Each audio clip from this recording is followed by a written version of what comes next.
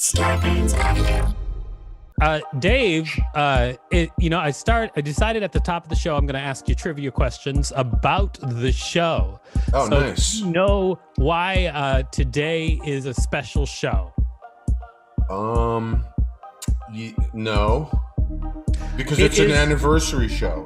No, Dave, it's because it's our first show as part of the Starburns audio network, which is funny because I told you this right before the show. All right. Well, it is an anniversary show. Sure. So why don't we tell people out there how they can find us? You could probably find us in our homes, but if we're not around, check out sixunseemlyquestions.com or add Six Unseemly on all social media. All right, let's get this show started. Here we go. Six Unseemly Questions! Welcome to Six Unseemly Questions. I'm your host, Victor Varnado. This is my sidekick, Co-host, Dave Rosinsky. We have a great contestant on the show today. Please welcome Sean Patton. Come on up, yeah. Sean Patton. Can't wait to see you do your thing. Yes. Thanks for coming. That's a good show. Isn't that the Starburns? Yeah, that's Starburns. Yeah, we're Yeah. part of their network. This is our first show we're recording as part of their network, although our show has been in existence for over a year. Welcome to the show. Yeah. Welcome to the show. Finally. We also have a great studio audience. In the studio audience, we have Paul Sullivan. Come on up. Hey! Thanks for being part of the studio audience. And a round of applause for Paul Sullivan. Thank you. Yep, you can turn on your camera, Paul. Okay. Okay. It's great, so we can see your shining face. Great. There I am. I'm going to explain how the show works, Sean, and then right after that, we're going to get started. I'm going to ask you 6 unseemly questions. At the end of each question, I will ring a bell if I like your answer like this. However, if I do not like your answer, I will not ring a bell, and I'll tell you why. Regardless of how many bells you get at the end of the show, I'll decide whether or not your appearance on the show is worth giving you $5. You understand? Absolutely. All right, let's get started as soon as Paul turns his camera back on, Paul. You're on the show. There he You're is. part of the show the entire time, Paul. I'm Don't do it again, Paul. Yeah, Sorry. welcome back, Mr. Carter. It's totally fine. All right, it's time for question number 1. All right, Sean, question number 1. Which of your body parts are you most disappointed with? I'm gonna go with knees. Really? Why? Why is that? I feel like they're too good. They're too good? My knees are too because it'll mean I'll be able to walk well into my old age, just seamlessly, fine. And that sucks because I'll never get to be like a true. I love canes. I want to collect canes, but I feel like a fraud just doing that. With I really don't understand knees. what's stopping you from just buying a cane. Yeah, just get a Because cane. I'm not a fraud. I want to have a cane for a real reason. Canes aren't even the thing anymore. Like everyone's got a little scooter, 3-wheeler with I'll never a be able to basket get one in of front those. of it, and you're going to miss out on this. Thank you, Dave. I'm going to Eventually the thing will be crutches, and I swear there'll be a point that'll be hip to just be walking around on crutches despite not having anything going. You could do all this. It's a cane shop away. All right. I see what you guys are saying. trending. I'm just a purist when it comes to You can have a canes. topping cane and dance if you want. I mean, you can you can have great knees and have a cane. Yo, you know should what? totally get a top hat. Okay. You Sully's can. right. So I'm going to say for that first question, no bell, and I'll tell you why. Brutal. Because your logic is ridiculous. It is. makes no sense. You're Yeah. mad It at makes- yourself it makes because total you have sense. good knees. What the hell? Seriously? The man Yeah, wants a come cane on. and he's disappointed. His knees are too good. He's Listen, got the bee's knees. I'm a purist, and purists are often misunderstood, but that's fine. I get it. Okay. I All right. get you, Well, I'm going to Sean. say your purist is your purist attitude in this case seems like total BS. Okay, fine. Let's do it. But me it get is that time. five. It's time for your second question. But before we go on to your second question, would you mind telling people out there what you do? I stand-up comedy. I do it live in front of people. That's right. I've seen you. You're very funny. I appreciate that, Victor. Thank you. I've seen you a lot too. I've also gotten shit-faced on your at many of your parties. I don't even know if you still live in Brooklyn, but like that apartment. Yeah, I do. I do not live. I live in Queens now. Yeah. But, I thought you lived in Queens for a long time. I have. I've lived in Queens Okay. for many, many years. Exactly. And the reason that I had that crazy apartment was because when I moved to New York, the thing I found out really quick was it doesn't matter how far away from the city I live, I need to have a big apartment. So because I'm home a lot. And so I have to have like an apartment I can walk around in. I need like a real apartment. For New York City standards, that place was monstrous. Yeah, It was I mean, floors. It was monstrous. like my apartment right now is also similar. And tell you what, it's the pandemic, and my wife and I each have our own offices. Okay, so we are in the best apartment in New York for us. Like we've got enough space that we can we can get away from each other. I mean, I love my wife very much. You had you had that apartment in Bushwick, which I don't know how much you paid when you lived there, but I bet now it's like quadruplicate. There's probably people paying 5 figures to live in that apartment. It was sweet. Yeah, it's now, man, was it a good time. At the time it was actually about $2,000, which, as you know, for that apartment is insane. That's insane. So, That is insane. Yeah, it was insane. It was a great apartment, though. You're absolutely right about that. Okay, that was before 2. Bushwick became a thing. Yeah, that was pre girls doing a season in Bushwick. Yeah. Yeah, that was way back then when Bushwick was still sometimes dangerous. Yeah. It is time for question number 2. Do it. Question number 2: what was your strangest moment in comedy? Oh, strange. Yes, just one. I just got to go with the just one. Yeah, I guess. I mean, it's up to you.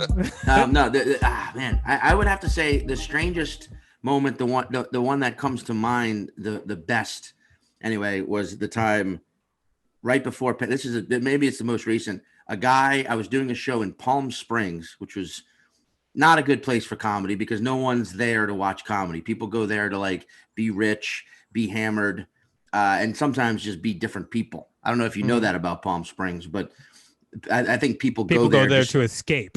To escape, right? Yeah. This was right before this pandemic. I was doing a show, and I was not going well. And from the audience, I heard a guy say to the bartender, "This comic's terrible." So, heard it clear as day. So I just lit into him, and the rest of the show was dog shit because I was just going at this guy so hard. What did you say to him? I said, "What do you do, sir? You're terrible. How about that? Just as an audience member, if you're gonna, you're a terrible audience member. How about that?" All right. We went back and forth, and I won on a volume. If it were a volume competition, I won because I had a microphone. But afterwards, we ended up hanging out all night, me and that guy. By the way, I would like to welcome Nico White to the room. Nico! Hey! Nico, Welcome, man. already in progress. But thank you for being here, and I will catch you up in just 1 second. But you can just chime in whenever you want to. But right now, you should know that Sean is the star of this particular episode that we're taping. So, but you're in it, though. You're in it. All right.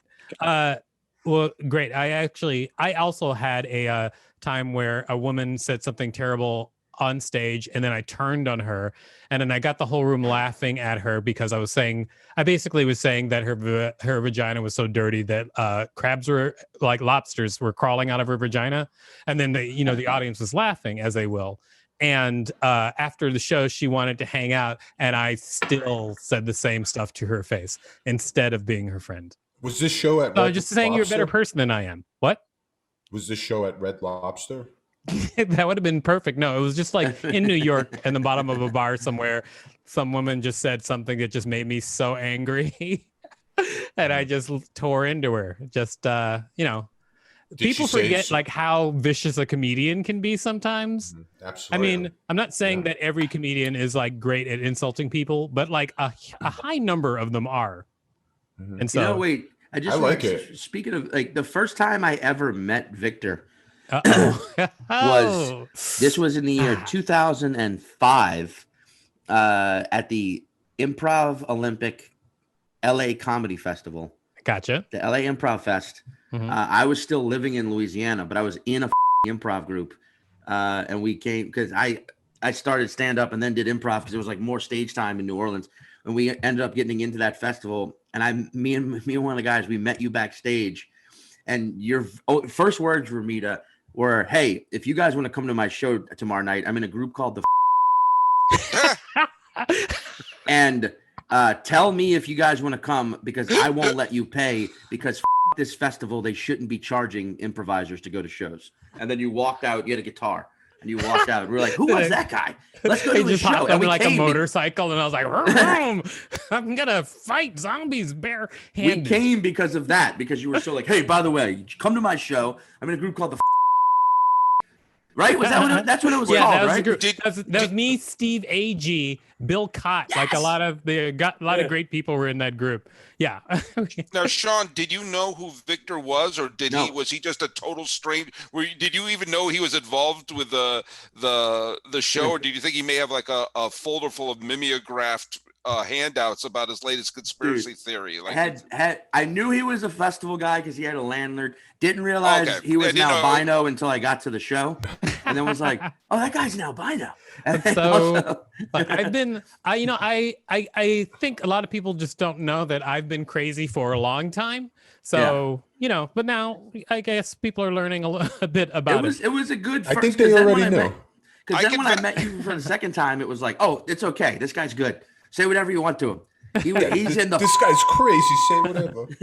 I'll tell you what I'm going to do. I'm going to give you a bell on that. Oh yeah, there you go. Because it led to a spirited conversation, and it's always a good thing. About you, a spirited conversation about you. That is true. And that's how you get the bells on this show. I was involved in the conversation. Thank you for making me transparent, Paul. Sorry. It is not. No, it's totally fine. It's not. That's what the show's about. Please, just let it go. Let it flow. Namaste. Slow and low. That is the tempo. Now it is time for question number 3. When were you closest to death? Ooh. And the year 2001, I woke up in a hospital bed after I turned left into a lane of traffic, was T-boned. I was going to work. Wow. I turned left into a lane of traffic, was T-boned by a guy in a Chevy Z71. I don't remember the accident. I still to this day don't remember the accident. I saw my car 2 days later to get like all my stuff out of it. It had been totaled. It was completely pancaked except for the driver's side. I don't remember any of it. But what I do find amusing is that the guy who hit me was like a 19-year-old college kid who was wasted and thought he killed me. So immediately confessed to everything. Immediately was like, I've been drinking. I was speeding. Wow. All of this. And I, at the time, did not have car insurance. Okay. I should not have been on the road, but because he confessed to everything, it was fine. I saw zero repercussions from driving without. But I walked away with a concussion and a severely bruised lung, and like just no memory of being pancaked. I was in a 1996 Toyota Corolla. Wow. So and then a Z71. If you know what a Z71 is, that's a big truck. I've only been in a car accident one time in my life, and the idea that a car accident would go the way your car accident went is just nightmarish to me. Just like that, it makes my heart almost stop. Because I remember it was like I was turning through a lane of traffic to get to the parking lot of the restaurant I worked at. I remember the guy waving me through, a different driver. And I remember just going. I just didn't check the second lane, and the kid was speeding up to try and catch a turn signal. And that same kid sent me, or his family, they sent me so much shit over the next. I've never met this kid in my life. I know his name was Caleb, but he's typical 19-year-old college kid name Caleb. Well, sent me so much. Can I just say, in my defense, Caleb was my stage name at the time, and I was in a hurry, and I felt if I just confessed right away, a lot of this would go away. Yeah. And my attorney said, "Hey, this guy, he's Sean Patton. He's a super rich comic. I mean, my God, he performs at festivals. Super rich. I mean, he's obviously swimming in it. So that's why." I was actually driving to my lawyers when you cut in, like, from that restaurant you worked at, and all right, Victor, Paul, I'm going to wrap this bit up. Sorry, I was just coming from a comedy sports audition. I know. Sorry. I was in a weird place. Sorry, Victor. that was awesome. Take a bell away from me. So Well, you haven't even had your chance yet. I mean, we will see what happens, but this bell is all for Sean. There you go. I'll tell you why, because Nice. that story made my heart stop, like I said during your story. So you get a bell. I mean, Oh yeah. only makes sense. It's time for question number 4. Question number 4. Tell me about the most you've ever cried. But I'm gonna choose this one. 2011. I was in Mulwala, Australia.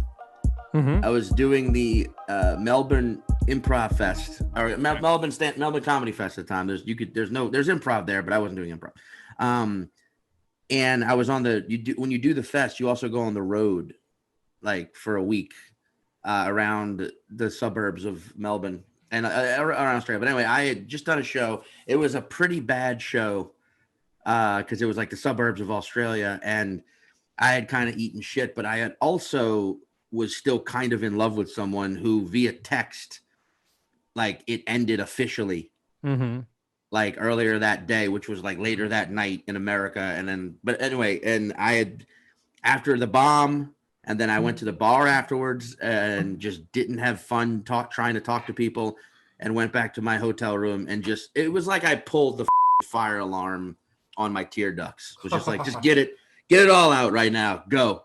And I remember and I shit you not, this is kind of sociopathic, but I remember at a certain point realizing how much I was crying, and then being like, let's keep this going, like really get it all out right now. So it was and like you're in a foreign land, you just had a bad show, and your heart was broken.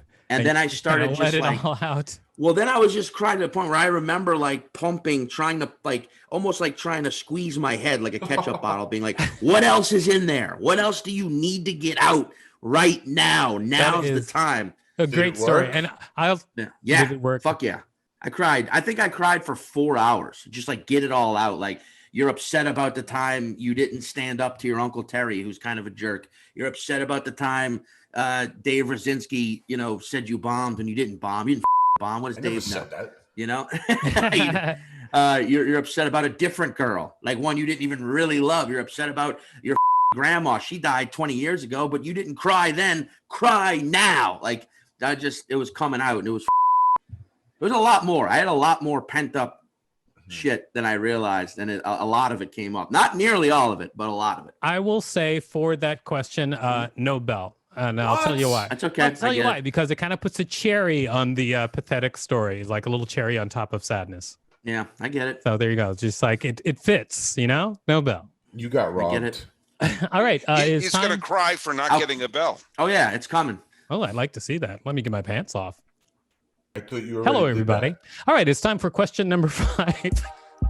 Question number 5. If you weren't a comedian, what would your career be? Private investigator. Oh yeah, you said it so fast. Because I thought about it. No, just because seriously. And here we go. I don't give a shit if this sounds creepy or not, because it's a weird time. In Brooklyn, I spent a lot of time early pandemic walking around a lot by myself at night, because we were still freaked out about masks and when to wear them and when to be around people. And I'd be in the apartment all day. So I would take a lot of time walking around. I'm talking about for hours, walking around Brooklyn at night. And I feel like I would be. Yeah, in the early days of the apocalypse, they called them night walkers. Night walkers, yes. I feel like I would be damn good at snooping. I feel like I could follow someone. I feel like I am an unassuming enough person where I could tail someone and find out where they keep the shit. You know what I mean? Like, I think I would be also, I'm a degenerate. So like, it seems like I'd fall right in line with being a PI. Like, I drink too much. I sleep well on Murphy beds. I don't know if you could follow people very well. And cause you got crazy eyes, I don't know, because that's a thing that people notice. No, I would wear. This comes from a guy with crazy eyes. So let me tell you. What do you think? People are scared of him if they see him come walking behind? You look back and I'm just like, yeah, just like, hello. You know what? I'm going to say Bell on that question. I'll tell you why. It's because the image of you walking around at night, the beginning of the pandemic, just reminds me of what we're all going through. So it feels like a sincere image. I like it. So I probably have a pretty good noir narration voice. Like, yeah, she was a tough dame, but one of the best. I knew if I got too close, I wouldn't leave with my heart. So I decided to go for it. You know, like I think. I would disagree that that's a good narration. Yeah, you're probably right. I think that's a pretty good voice. I think Dave likes it. Yeah, I'm in, and I think that people, when they look for an investigator, the first thing they think of is, what is their narrator voice like? How much does this guy sound like Raymond Chandler? I need to know. Can you film in black and white? It is now time for question number 6. All right, question number 6. Shit. On a scale of 1 to 10, how manly are you? 9.5. 9.5. That's pretty high. Yeah. I mean, sounds like you've been asked that question before. Yeah. You were like by very ready with myself. the response. By myself hourly. by yourself out. Well, here's the thing: if you're 9.5, now I'll tell you what kind of images that pulls into my head. Right. That pulls into my head like the guy who like runs in to a crowd and then like jumps on the alligator that's about to, fight people or eat somebody's kid. He kills that alligator and then he gets up and then he teaches the kid a lesson in life gently as well. Like that's 9.5. For me, it would be like chopping firewood in your apartment in Brooklyn. These are all things I with do an regularly. axe. These are all. I mean, I didn't know you guys had set up surveillance on me because these are my day-to-day activities. I think you'd have watching to you. cut down the tree too, wouldn't Thank you? you. I mean, if you're gonna do you think about 10 is like, what is like? Who's the most masculine person of all time? Here's the Crocodile thing. Dundee. I think I was trying to describe masculinity as having two sides, and I feel like you guys, Dave and Paul, your ideas of masculinity are all in the like strength and violence side, and I'm trying to like also say he can gently teach a child a lesson, the creepy side. So I've got the other side. I mean, I would wrestle an alligator that was asleep and teach a child how to do that. First of all, just like here's the best time to wrestle an alligator kid while it's unconscious. Bam. Wouldn't chop down trees necessarily because I'm somewhat of I'm somewhat of a tree hugger, so I'd hug the shit out of one. However, wood that was already there, that was already dead, like fence post, I'll chop the shit out of that. And thirdly, I will openly talk about how much and how hard and how often I cry, as evidenced 2 questions ago, which I think I'm pretty manly. Also, I have a moderate-sized penis, and I accept that. I think that's the manliest thing you can do. All right, I realize I didn't choose my penal length. I accept it. I'm gonna say no bell on I get it. that question. I'll tell And you I'm gonna take that like a man. I was behind the whole answer until you just started gearing it toward your penis, but everything else I was cool with. But then when you're just like, oh, let's just round the story out with my penis, I was like, you know what, I'm out. 100%. That's how manly I am. It's got to all go back to my dong. Dong. It's my favorite penis word, I think. Is dong. Yes, Rachel, you do have to beep out dong. I do? Yes, you do. I'm sorry. I wasn't even wondering. I thought it was good. Oh, okay. You know what? We'll say you can leave in dong, you can leave in shit. Really? I can leave in shit? Yes, we're gonna start saying shit on the show. Can we say? That Are we makes me allowed to so say happy. alligators? What about alligators? We're allowed to say it. Can I say booger? Yes. Yes, you Boogers? can also say booger. All right, so you've answered all 6 questions. So it's time to find out whether or not you get $5. But before we do that, would you please tell people out there where they can find you? Yes. Follow me on my YouTube page. It's just Sean Patton Comedian. It's new. I'm posting stuff on there because you have to do that now, because not only does today's world of entertainment require you to write and craft and hone material, which is more difficult than most other things, you also now have to completely put it out on your own and edit it by yourself and become a one-person studio, and I'm accepting that as well. Also, find me on Instagram at Mr. Sean Patton. That's probably that's the only social media account I give a shit about right now.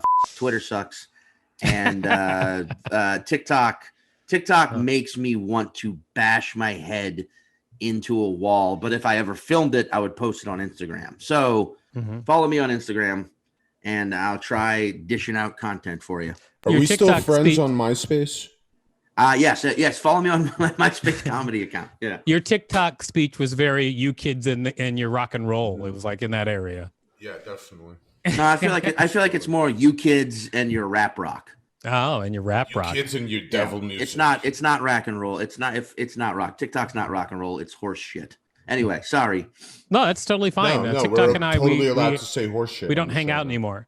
Now it is time to decide whether or not you get $5 on the show. As we always do, we canvass the room. What do you think, Dave? Should Sean get $5? Yo, Sean was on some lumberjack shit, and what does that mean? I mean, he scored a 9.5 in the masculinity. You mean that he scored the test that he gave himself? Yeah, 9.5. Yeah, so he didn't even score 10 I on the believe test him. he gave himself. I believe him. The man is home by himself all day. Got it. He's measuring himself. Got He's it. fighting alligators, chopping wood. I think he deserves $5. Okay. And stalking people at night, which is all nice. Right. Before you get a big head, Sean, I'd just like you to know that Dave always thinks people should get $5. That's not true. All right. Paul, what do you think? Should Sean get $5? No, because I think he ranked himself too high. He thinks he's on the cusp of reaching peak masculinity, and almost every example he had is, if something's asleep, then I'll beat it up. If something's asleep, then I'll burn it. Do you know what? That lack of self-awareness, $4, I'd be fine giving him. That fifth dollar, man's got to draw the line. Paul says no, and clearly he's threatened by your masculinity. I'll Nico, accept that $4 though. And your sleep, he doesn't attacks. actually set the rate. I'm so sorry. He doesn't. I set the rate, which is $5, either $5 or $0. Nico, what do you think? Should Sean get $5? I'm always for this pay the comedian. He always says pay the comedians. All right. Well, obviously now Nico's made it political. We'll ask Rachel, what do you think? Should Sean get $5? So based on the fact that his mug has a built-in coaster, based on that alone, he should get $5.